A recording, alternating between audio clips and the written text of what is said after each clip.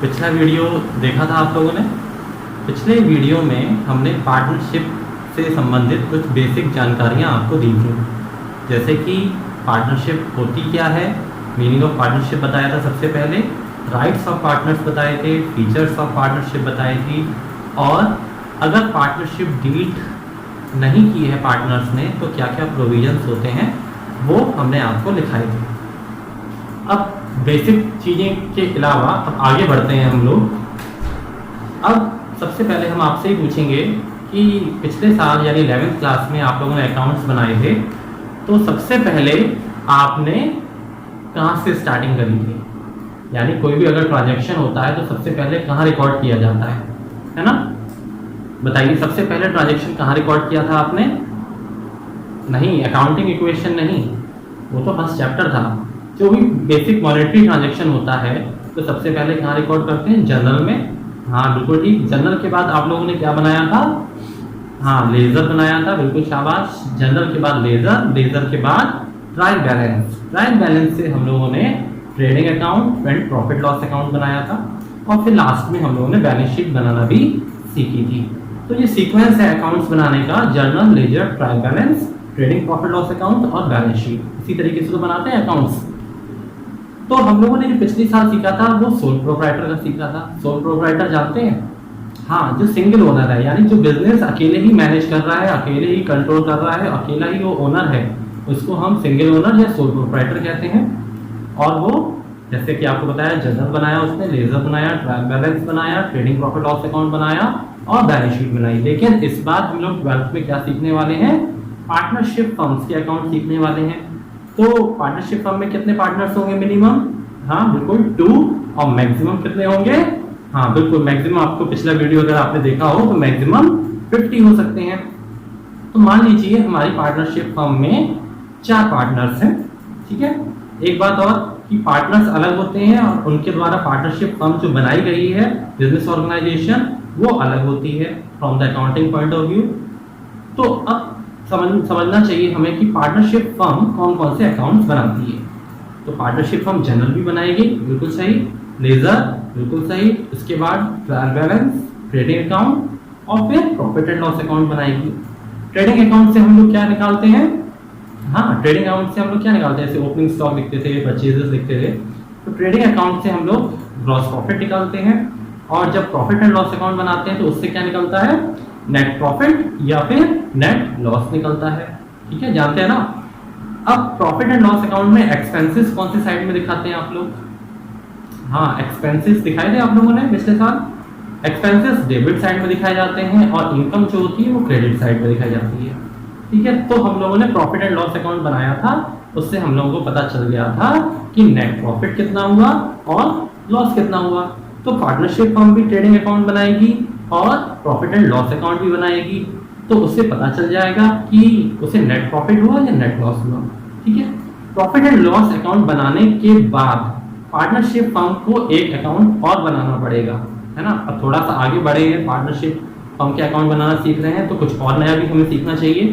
तो profit and loss account के बनाने के बाद हमें एक अकाउंट यानी कि पार्टनरशिप फर्म को एक अकाउंट और बनाना पड़ेगा, और उस अकाउंट का नाम होगा profit and loss appropriation account. कौन सा अकाउंट होगा?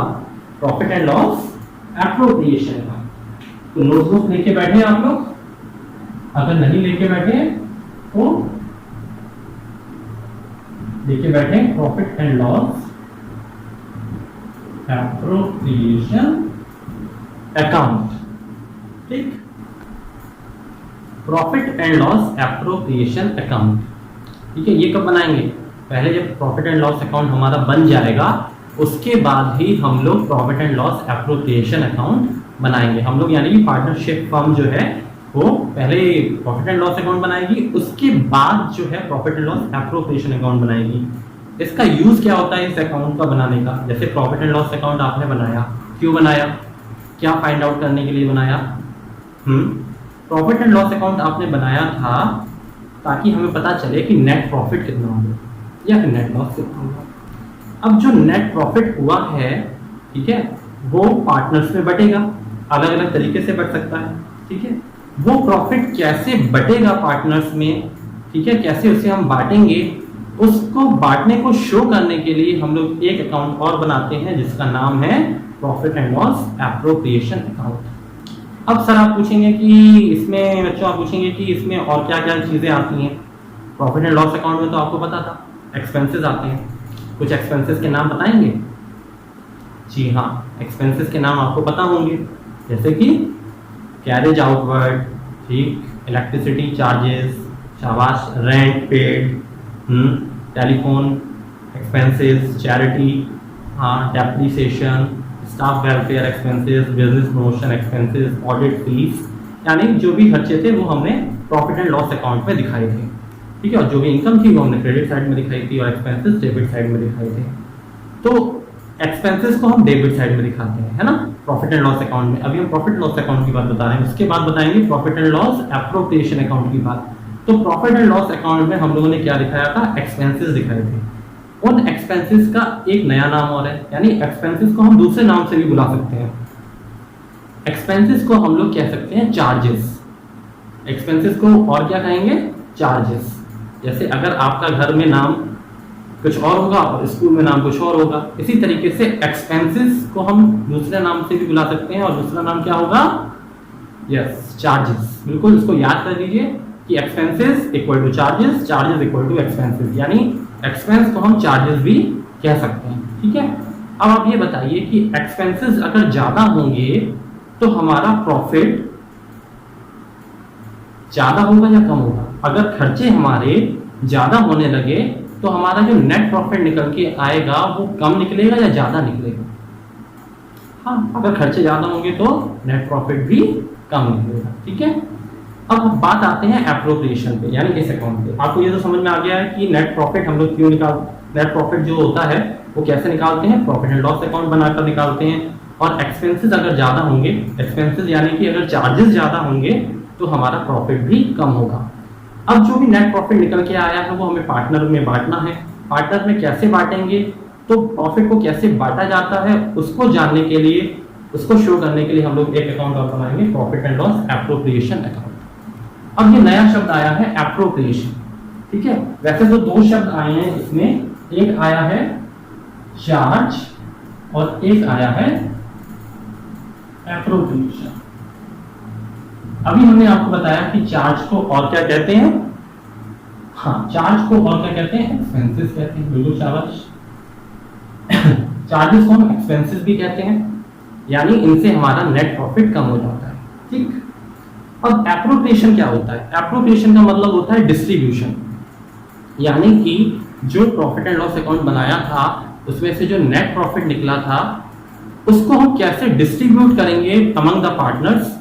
तो डिस्ट्रीब्यूशन को ही हम लोग एप्रोप्रिएशन कहते हैं, ठीक है।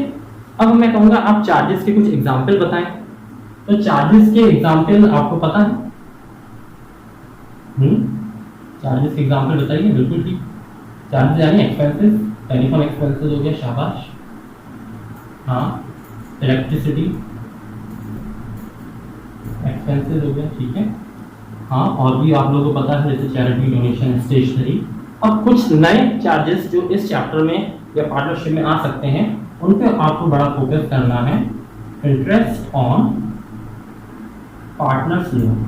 अगर हमने किसी पार्टनर से लोन लिया है उसको ब्याज देना पड़ेगा, ब्याज देंगे तो हमारा प्रॉफिट क्या होगा?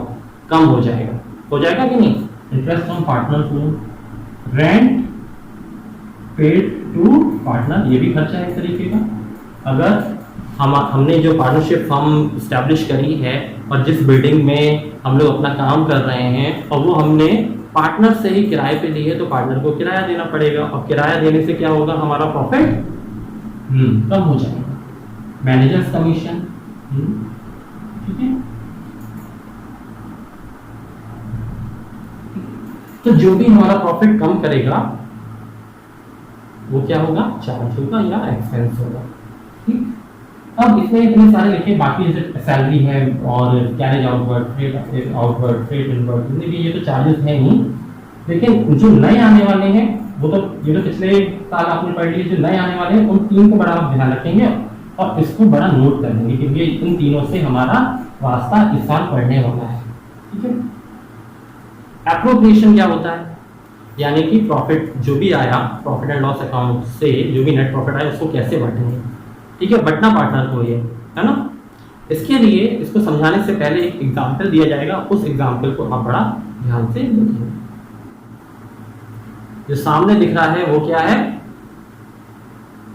फैंटा की बोतल। नहीं, फैंटा की बोतल नहीं है, दिख रही है, हाँ दिख तो रही है, लेकिन अभी हम इसको क्या मान के चल रहे हैं कि ये है प्रॉफिट। क्या है ये, क्या है ये प्रॉफिट। ये प्रॉफिट किसने कमाया है, जो पार्टनर्स हैं, मान लीजिए 4 पार्टनर्स हैं, उन्होंने पूरी साल मेहनत करके ये प्रॉफिट कमाया है। यानी फैंटा की बोतल गर्मियों में अगर मिल जाए तो फिर मजे ही मजे, बल्ले ही बल्ले, है ना। तो पूरे साल मेहनत करी पार्टनर्स ने और एज एन प्रॉफिट क्या कमाया, as an profit cold drink कमाई। एग्जाम्पल के रूप में हमने मानते हैं कि कोल्ड ड्रिंक इसमें प्रॉफिट कमाया। ठीक है, कितने पार्टनर्स थे, हाँ बिल्कुल सही बता रहे हैं, अभी आपने कहा कि 4 पार्टनर्स थे। ठीक है,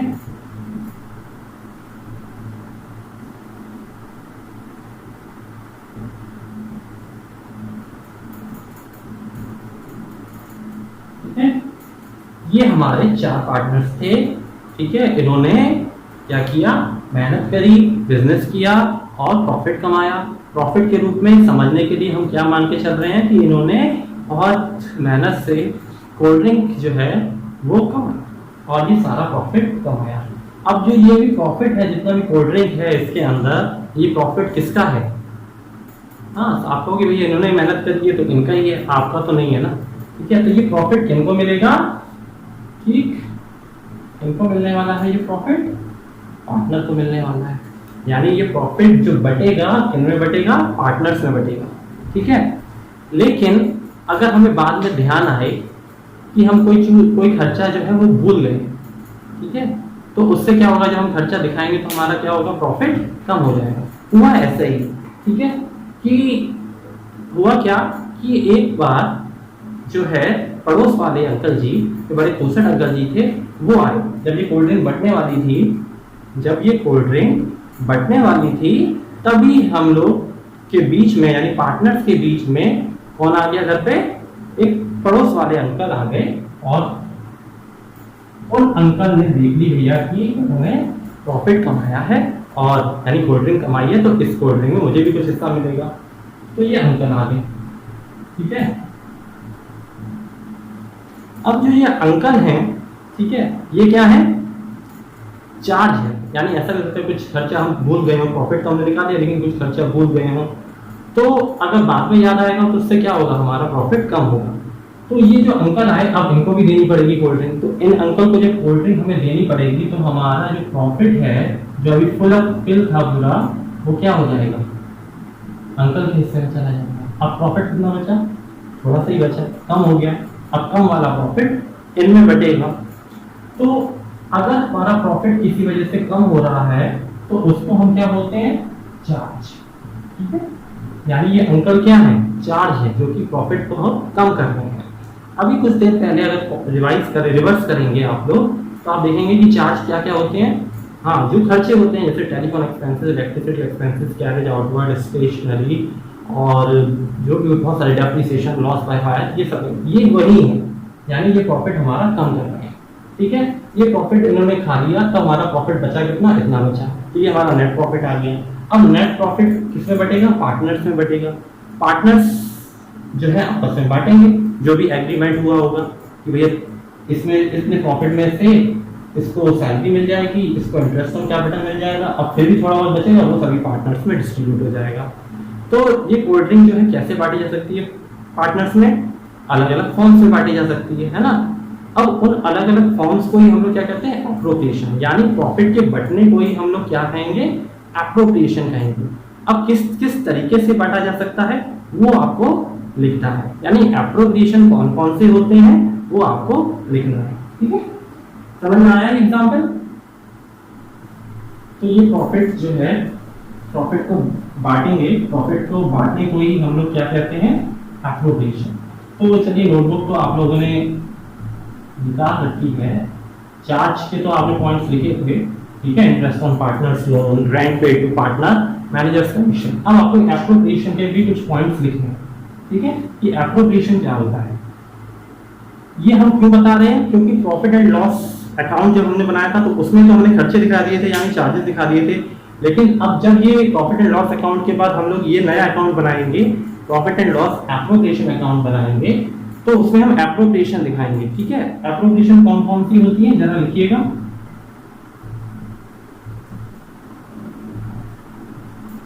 इंटरेस्ट ऑन पार्टनर्स कैपिटल, ठीक है, interest on partners capital, salary या कमीशन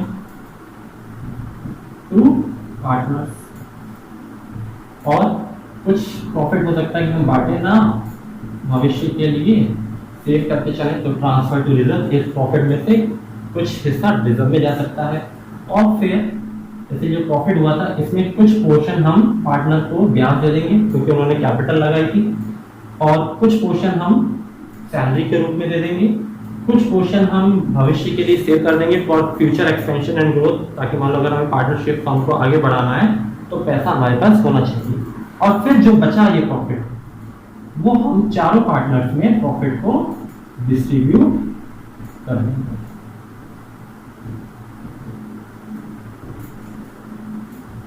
समझ में आया? तो ये है हमारे एप्रोप्रिएशंस, और ये कौन से अकाउंट में आएंगे, profit and loss appropriation account में आएंगे। अभी हम आपको क्या बताएंगे कि प्रॉफिट एंड लॉस एप्रोप्रिएशन का फॉर्मेट क्या होता है। प्रॉफिट एंड लॉस अकाउंट का फॉर्मेट हम नहीं बताएंगे क्योंकि वो आपको पता है ना, एक्सपेंसेस डेबिट साइड में, एक्सपेंसेस यानी चार्जेस डेबिट साइड में, और इनकम क्रेडिट साइड में, और फिर नेट प्रॉफिट निकलेगा। उस नेट प्रॉफिट को हम इस अकाउंट में ट्रांसफर करेंगे यानी एप्रोप्रिएशन अकाउंट में, और जो प्रॉफिट आया उसको कैसे बांटा जाएगा वो हम शो करेंगे profit and loss appropriation account में। ठीक है, अभी हम फॉर्मेट बनाने वाले हैं, तो तैयार हो जाइए फॉर्मेट लिखने के लिए।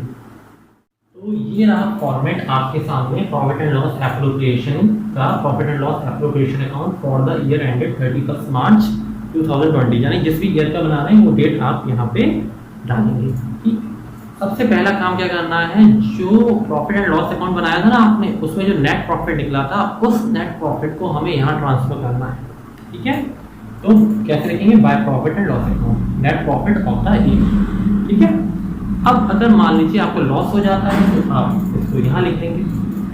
तो आपने सबसे पहले क्या किया, net profit of the year लिखिए। अब इस प्रॉफिट को हमें एप्रोप्रिएट करना है, एप्रोप्रिएट मतलब डिस्ट्रीब्यूट करना है, एप्रोप्रिएट मतलब डिस्ट्रीब्यूट करना है, और एप्रोप्रिएट का मतलब डिस्ट्रीब्यूट करना है। एप्रोप्रिएशन के कुछ अभी आपने लिखे थे कि कैसे कैसे हम डिस्ट्रीब्यूट कर सकते हैं, कि ये प्रॉफिट हम पार्टनर्स को as an interest on capital दे सकते हैं, यानी पार्टनर्स ने जो कैपिटल लगाई थी उस पर ब्याज तो देना पड़ेगा ना पार्टनर को, तो हम इंटरेस्ट ऑन कैपिटल देंगे पार्टनर को। इंटरेस्ट ऑन कैपिटल, मान लीजिए दो पार्टनर है, जितने भी हैं दे सकते हैं, इनका टोटल करके आपने यहाँ पे ठीक। सैलरी देनी है पार्टनर को, तो हम यहाँ सैलरी दे देंगे।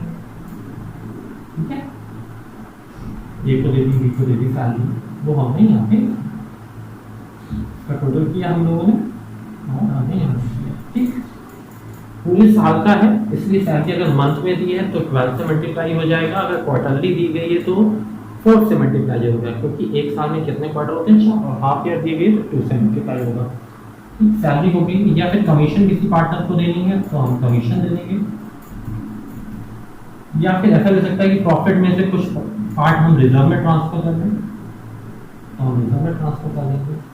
तो ये हमने प्रॉफिट को डिस्ट्रीब्यूट किया है, यानी कि जो भी प्रॉफिट हुआ था उसमें से कुछ पार्ट को इंटरेस्ट ऑन कैपिटल दे दिया, कुछ सैलरी दे दी, कुछ कमीशन दे दिया, और कुछ फ्यूचर के लिए हम लोगों ने रिजर्व में ट्रांसफर कर दिया। अब आपको एक बात और ध्यान रखनी है, पार्टनर्स जो हैं कभी कभी बिजनेस में से, फर्म में से पैसा पर्सनल यूज के लिए निकाल लेते हैं। पर्सनल यूज के लिए मतलब एज एन ड्राइंग्स निकाल लेते हैं। पर्सनल यूज मतलब ड्राइंग्स, कोई पार्टनर ने ड्राइंग्स यानी पर्सनल यूज के लिए पैसा निकाला, तो अब क्या होगा कि जब उसने पैसा निकाला है पार्टनर ने, तो वो ब्याज देगा, किसको देगा, फर्म को देगा। तो फर्म के लिए वो क्या होगी, इनकम होगी, और इनकम कहाँ दिखाई जाती है, क्रेडिट साइड में। कहाँ दिखाई जाएगी, क्रेडिट साइड में। तो हम लोग इंटरेस्ट ऑन ड्राइंग दिखाएंगे क्रेडिट साइड में, बिकॉज फर्म के लिए ये क्या है, इनकम है ना। कोई भी इनकम हो गई वो हमने क्रेडिट साइड में लिखा, ठीक। और पार्टनर्स को जो जो डिस्ट्रीब्यूट करना था वो हमने यहाँ लिखा। ये जो हम बना रहे हैं, जितने भी अकाउंट्स बना रहे हैं from partnership firm point of view बना रहे हैं, है ना, पार्टनरशिप फर्म के लिए अकाउंट्स बना रहे हैं। तो सबसे पहले हम लोग पार्टनरशिप फर्म के लिए कौन सा अकाउंट बनाने वाले हैं, अभी हम profit and loss association account. इस तरीके का फॉर्मेट है, पूरा नोट डाउन कर लीजिएगा। अब हम लोग इसका टोटल करेंगे, टोटल किया, ये वाला टोटल हमने यहाँ लिखा, और इस टोटल को हमने इनमें से ये जो भी आइटम्स थे माइनस किया, तो बचा हुआ प्रॉफिट आ गया। ये प्रॉफिट हम पार्टनर्स में डिस्ट्रीब्यूट कर देंगे कि प्रॉफिट ट्रांसफर टू, यानी दो पार्टनर दो में बढ़ जाएगा, टू एज कैपिटल अकाउंट या फिर करंट अकाउंट, और बी में दे देंगे बी कैपिटल अकाउंट या फिर करंट अकाउंट। ये प्रॉफिट हमने बांट दिया, क्योंकि मान लीजिए टोटल हुआ था 1,50,000, सब कुछ देने के बाद 50,000 खर्चा हुआ, बचा 1,00,000 को हम ए और बी में इनके एक पर्टिकुलर जो रेशियो रहा होगा उसमें हम बांट देंगे। तो इस तरीके से ये फॉर्मेट है। सबसे पहले हम लोग प्रॉफिट एंड लॉस एप्रोप्रिएशन ही सीखेंगे, जो मोस्ट इंपॉर्टेंट टॉपिक है इस चैप्टर में, और उसको भी बनाने से पहले एक एक लाइन, मतलब एक एक पर्टिकुलर चीज सीखेंगे कि इंटरेस्ट ऑन ड्रॉइंग कैसे कैलकुलेट करते हैं, या फिर इंटरेस्ट ऑन कैपिटल कैसे कैलकुलेट करते हैं, कमीशन कैसे निकाली जाती है पार्टनर्स की। ये सब हम लोग अगले वीडियो में आपको समझाएंगे। तो अगले वीडियो तक ये आप लोग लिख लीजिए, और अगर वीडियो अगला देखना है और अगर ये वीडियो अच्छा लगा है तो इस वीडियो को लाइक कीजिए और चैनल को सब्सक्राइब कीजिए। मिलते हैं हम लोग नेक्स्ट वीडियो में जल्द।